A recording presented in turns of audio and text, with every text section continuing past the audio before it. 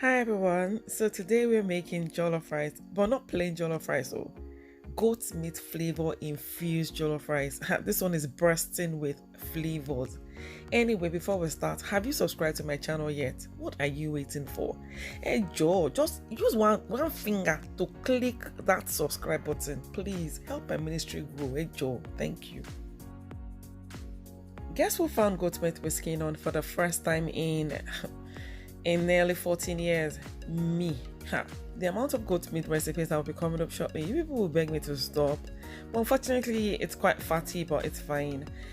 So this I will be seasoning with some blended onions, bouillon cubes, thyme, curry powder, and some salt.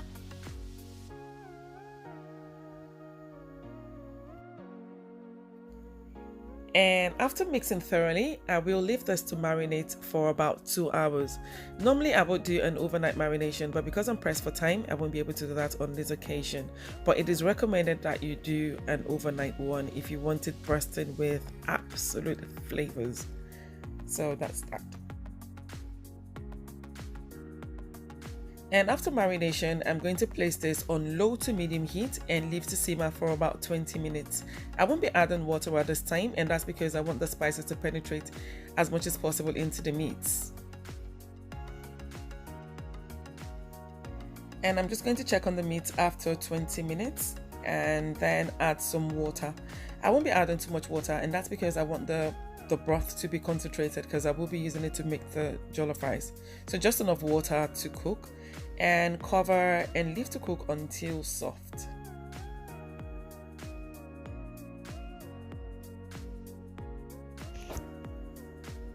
And for my pepper mix, I will be using 1 paprika pepper, and the only reason I'm using that is because I haven't got enough bell peppers, and I'm using 2.5 bell peppers, that's satashi, and I'm using 2 onions and 3 scotch bonnet peppers.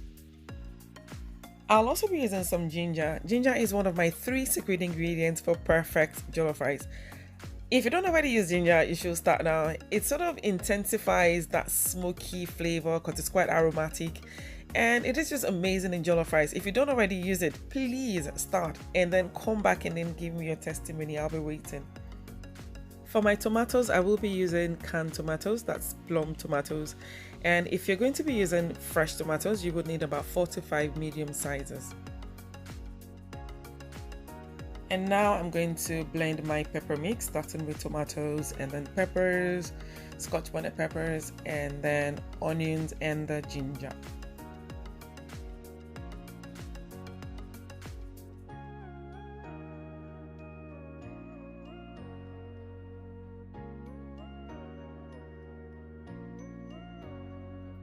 And after blending, I'm going to transfer the pepper mix into a pan placed on medium heat.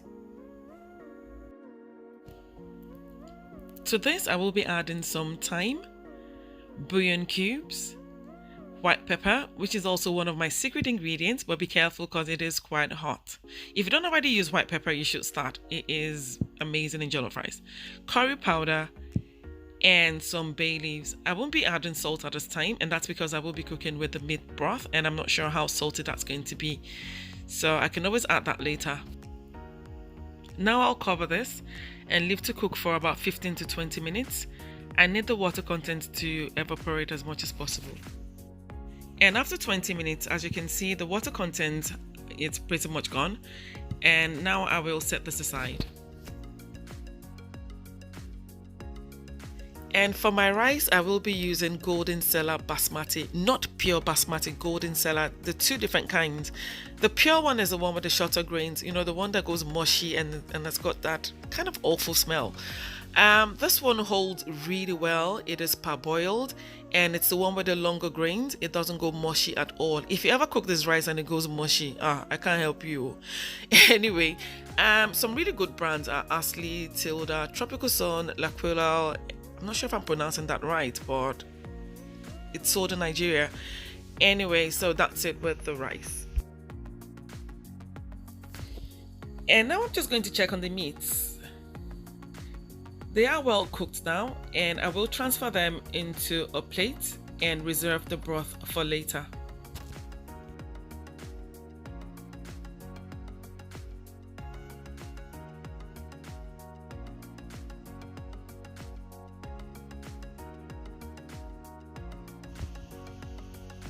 The next step is to heat up some vegetable oil in a pan. You can also use sunflower oil or any other oil of your choosing, but please don't use olive oil for jollof rice, please don't.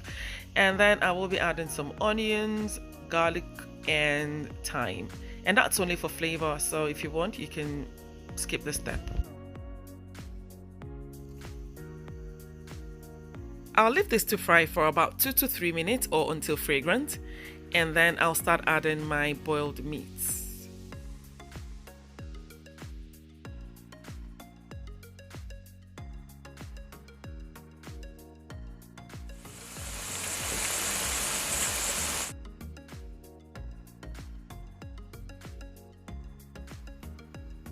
Once the meats are well fried, I will transfer the meat into a plate again and then reduce the oil.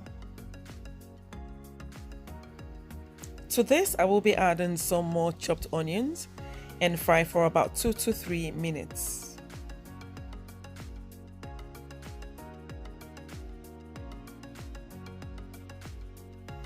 And after 2 to 3 minutes, I'll go in with my tomato paste.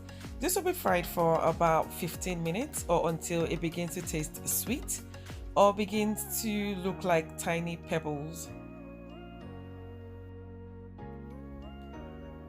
Please be sure to stir this from time to time to prevent burning.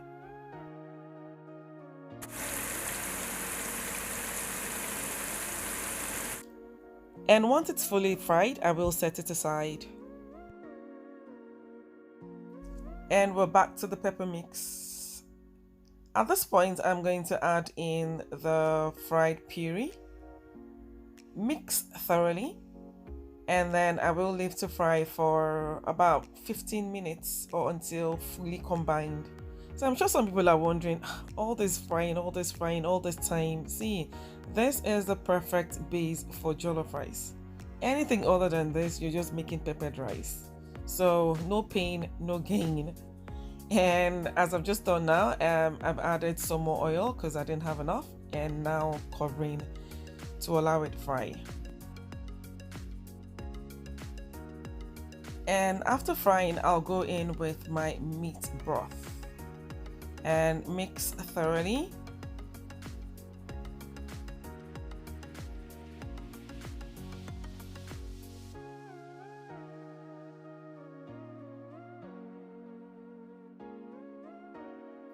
And because I haven't got enough meat broth, I'm going to add water and mix thoroughly again. And then I will cover this and leave to cook for about 10 minutes. I just wanted to combine really well before adding the rice.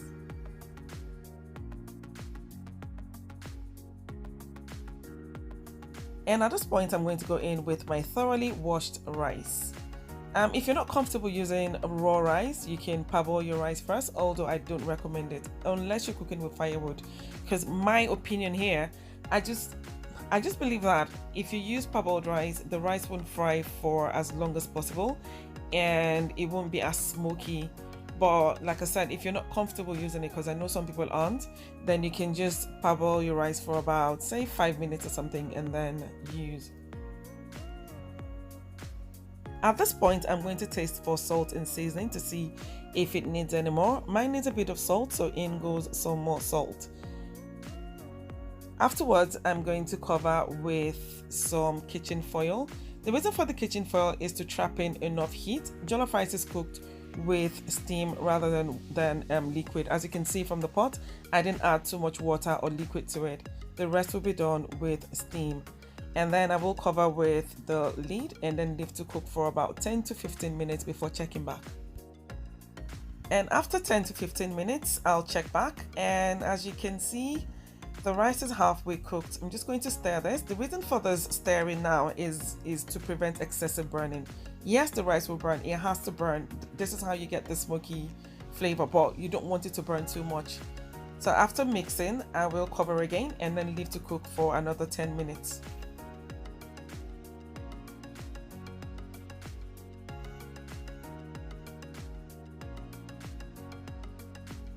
And after 10 minutes, this is what it looks like. It's cooked 3/4 of the way. And at this point, I'm just going to stir again, but I won't be stirring too deeply. And that's because the rice is burnt at this time, and I don't want, I'm trying not to raise up the burnt bit. And then at this point I will add my chopped onions, tomatoes, and butter. I've had so many people ask me why I use butter for my jollof rice. Well, it's simple. Jollof rice is fried, not boiled. Contrary to what people think, it is actually fried.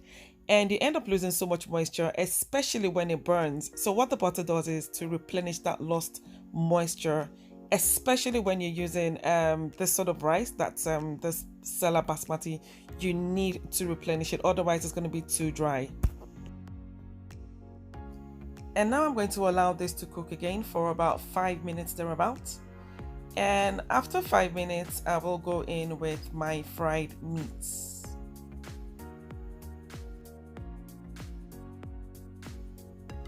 And after mixing thoroughly, this will be left to simmer on low heat for about 5 minutes. And after that 5 minutes, the jollof rice is ready. It is soft enough. And do bear in mind that if you're using a different kind of rice, the cooking times will vary. But if you go by those guidelines, you should be fine with whatever kind of rice you choose to use. And I need you to listen to this magical sound of perfect jollof rice.